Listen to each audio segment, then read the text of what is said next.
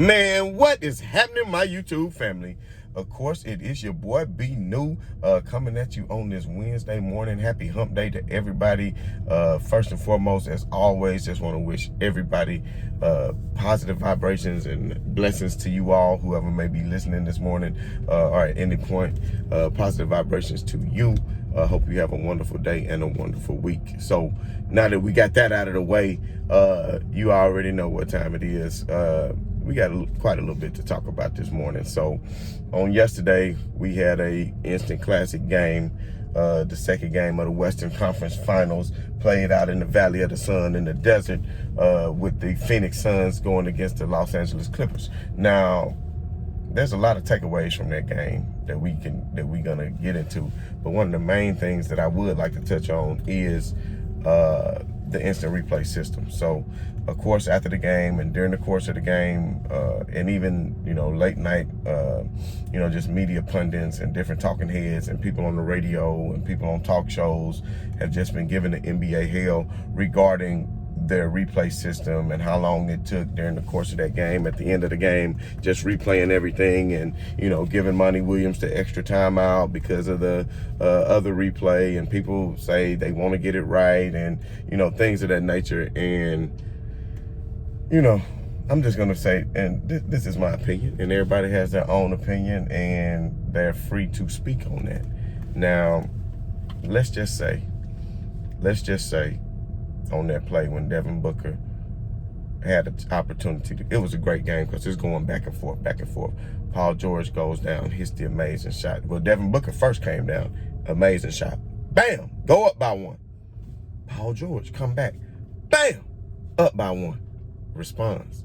So now, 7-8 seconds left in the game, you trying to see, everybody been comparing Dylan to Kobe, blase this, blase that. So now we get to go down and see, does he have that Mamba mentality? Is he actually going to go out here and hit this shot and win the game? But lo and behold, Patrick Beverley makes a great defensive play on the ball and knocks it out of bounds. Now, technically, as Mark Jackson said in the telecast and as instant replay ultimately came back and showed that while Patrick Beverley did knock it out of his hands, it did graze Devin Booker's hand on the way out. So technically, yes, that is the correct play. But as Van Gundy alluded to in the telecast, that's done because that's not the intent of the rule, because he was knocking it out. So like every time throughout the course of the game, that's going to happen several times when the player knocks it out of another player's hand. It may brush up against his hand last because you're knocking it out and then it brushes up against his hand.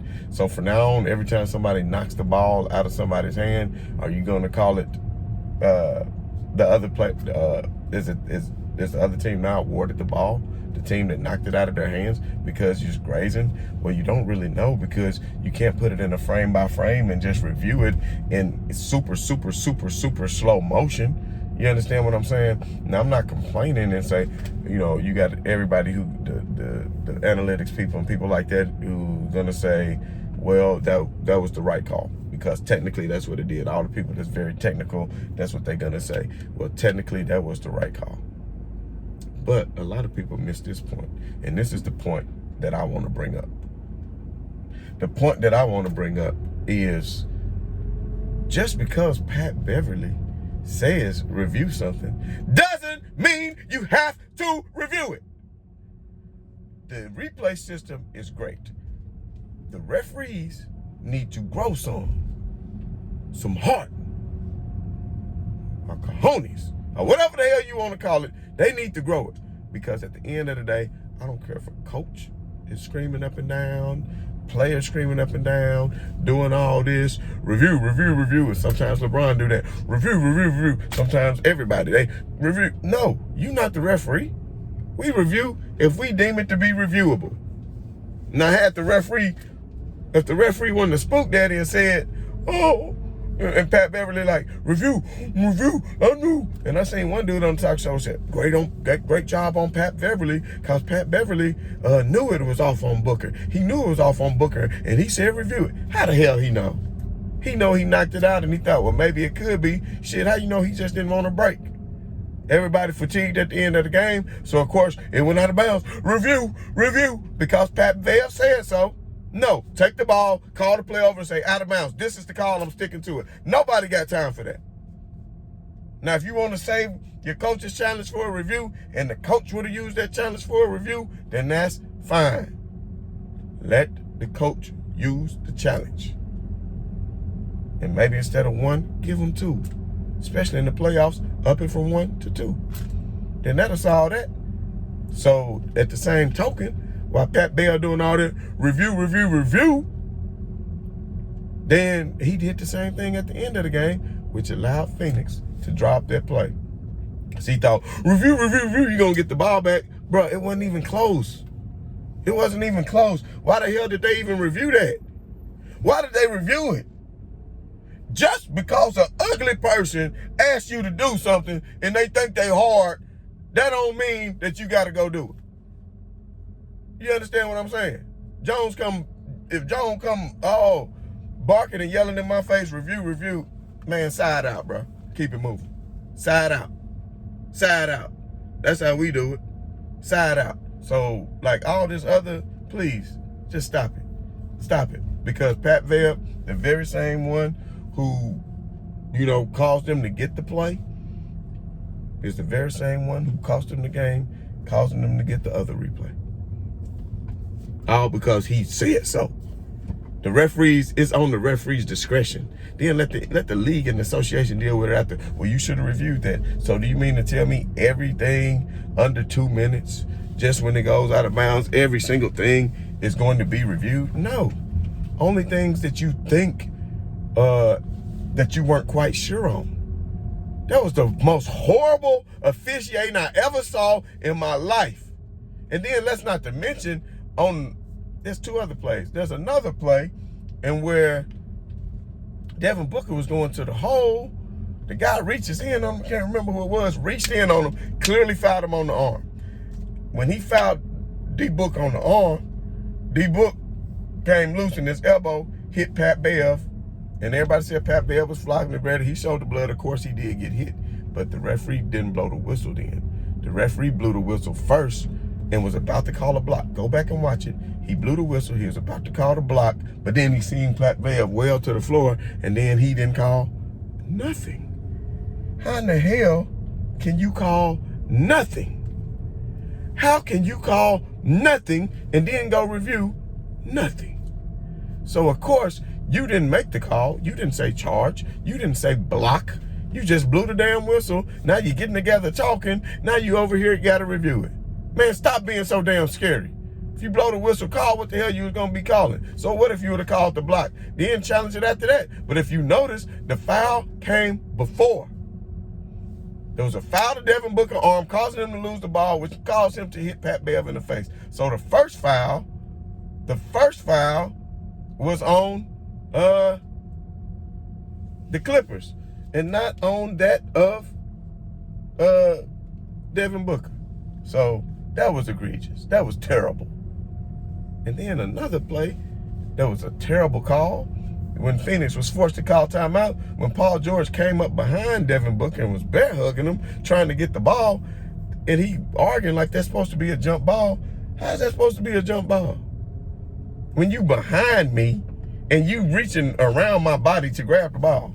Bro, that's reaching in and you all on my back. See, they don't know about this 80s and 90s ball. That might would have cost you an elbow to your rear reaching up behind me like that, Paul George. Hell, just cause you from LA and you in LA now and this got your hair braided to the back like you OG Bobby Johnson on South Central, don't mean you hard, bruh. Don't be reaching all behind people like that. But anyway, y'all know I'm just having fun. So that was a bad call too. So those replays, those bad calls that I just mentioned, I mean, that's just terrible. The NBA has to get it done. And before anybody go calling me a hater and saying I'm hating on the Clippers or whatever, I'm just calling it like I see it, fam. If it would have been the other way around, it would have been the same way, fam. It would have been the same way. So don't act like I'm picking and choosing, because to be honest, I don't, I have no rooting interest in this. I don't care for the Suns, nor do I care for the Clippers. Now everybody, and let me bring this up real quick while I'm on this. While everybody called the Lakers ring a bubble Mickey Mouse ring last year, what the hell is this ring this year? Hell, half the damn players was out. Shit, would the Clippers even be there if Donovan Mitchell or Mike Conley was fully healthy? Chris Paul out right now. Kawhi Leonard out right now. Kyrie out. Kyrie was out. Harden was stumbling around on one leg. Do you understand what I'm saying? All these injuries. So this would have been the prime picking for all the people who say LeBron was past his time. If Anthony Davis wasn't hurt right now, you saw what they was doing to Phoenix, and they would have took care of Denver the same way Phoenix did. And now, ultimately, with the way everything happened with the injuries to the Brooklyn Nets with Kyrie Irving, then we would have probably got to see a finals with the Lakers against Milwaukee, which would have been a hell of a finals to see Giannis against LeBron and AD and Middleton and company. It would have been a great finals, but it is not to be. And I will say this, the NBA is doing well and is in good hands for the future, because these games have been very exciting, even minus the superstars. Because I think that game was great last night, but imagine if you had Chris Paul and Kawhi Leonard in the game. The games would have been even better. So we talked about that. Now, let's get into your boy Paul George. So after the play that was deemed to be out of bounds on Devin Booker,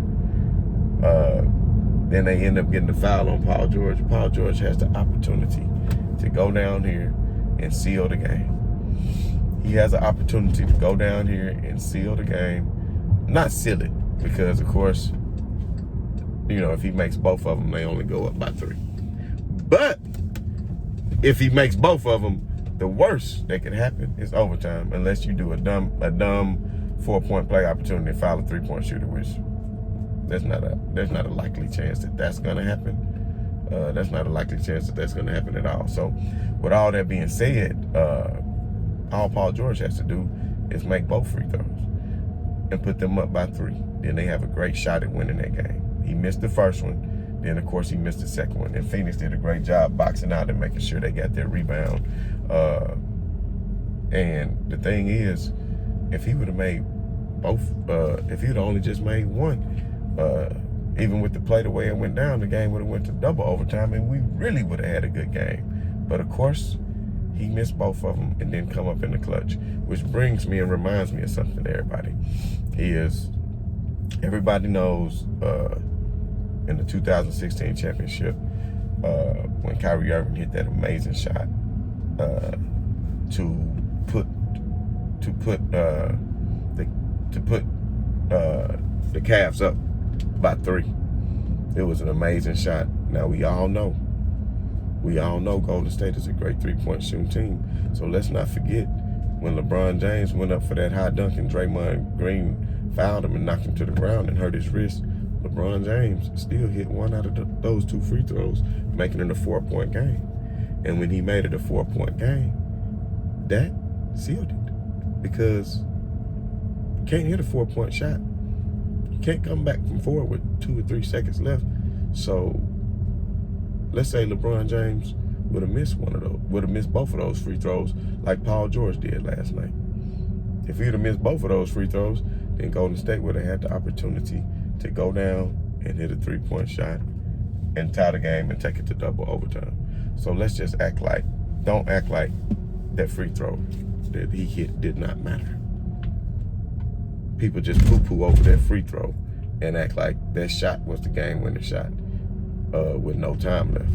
That wasn't a walk-off shot. It was a damn great shot, and all credit and kudos go to Kyrie for that. Excellent player. Him and LeBron were a great duo. I hate they couldn't work it out, because they was a hell of a duo. Because when they joined together, hey, even if they got rid of Kevin Love and brought in somebody else third, but it was not to be. Kyrie Irving simply just did not want to live in the shadow of a LeBron James. And, you know, when you consider yourself to be an alpha male, then, you know, you can't blame him for that. You know, and you get stupid questions from the media asking, is LeBron James a father figure to you? Like Kyrie said, he got one daddy. So you get tired of that kind of stuff. But I don't think it was anything that LeBron did to him, personally. You know, maybe he just didn't like his attitude, and he just feel like, listen, I can go get it somewhere else. You know, with the Celtics, he had a great team and a great opportunity, but he hadn't done it. And he hasn't done anything since he's been without LeBron James, and he hadn't done anything before he was with LeBron James. So, you know, those are just simple facts. Now, him and KD is a great combo. I would have liked to see him and KD against LeBron and AD. I think that would have been a hell of a finals, but it was not to be, man. It was just not to be. But anyway, that was a great game last night. Paul George blew it. Campaign is playing excellent. Phoenix Suns are looking nice. Although I'm telling you what, if the Suns pull out a championship this year, I just don't really see them being a threat to win it again in the coming years. I think they will be a threat to advance and make it deep in the playoffs in the coming years. But I just feel like the only reason they are where they are is mainly because of the injuries. But if they do win the championship, the confidence that they will get will make them a better team going into the coming years as far as going into the playoffs and trying to win multiple championships in the future.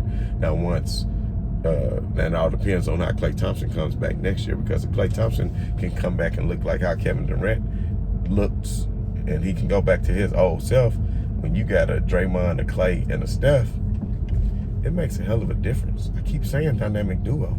Steph played a hell of a year. Imagine him playing like that, and then you got Klay playing on the same level.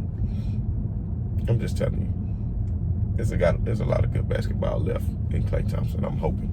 I wish nothing but the best for him. I don't like easy roads to the finals, but with the way these injuries all played out, if AD could have been healthy, this could have been a back-to-back for the Lakers and LeBron's 5th ring. And somebody in the comments earlier, I think on my last video, was saying LeBron James one of the top MVP candidates before his injury. I went and found 6 or 7 different articles that show LeBron James and Joel Embiid were the front runners for MVP. So I come with facts. Usually I don't even respond to that. I let y'all take care of them smooth brain lightweights for me. You know what I mean? I let y'all handle them lightweights for me. When somebody heavyweight come along, your boy go ahead and get them. Then I get them, but nobody concerned about that. But as we all know, tonight marks the first night of the Eastern Conference Finals, and actually I'm looking forward to this series just to see what the young Trae Young can do versus this Milwaukee team. If I had to put money on this as far as the series, I would have to go Milwaukee, only because I feel like Drew Holiday and Middleton have gained the confidence by beating the Nets that they need in order to beat the Hawks. The Hawks are more than capable of winning a couple of games, but if Giannis is Giannis and does what he does, then the Hawks should win this series in 6. And that's my prediction for it. Damn it. I need my coffee, y'all. Who the hell? Bucks in 6, damn it. Bucks in 6. So we probably gonna be looking at a Bucks-Phoenix finals. But anyway, I got things I need to get to, man. I hope everybody enjoyed the show this morning, man. Put in the comments below what you would like for me to talk about going forward, or how you feel about what I said about the replay, and does it need to be changed?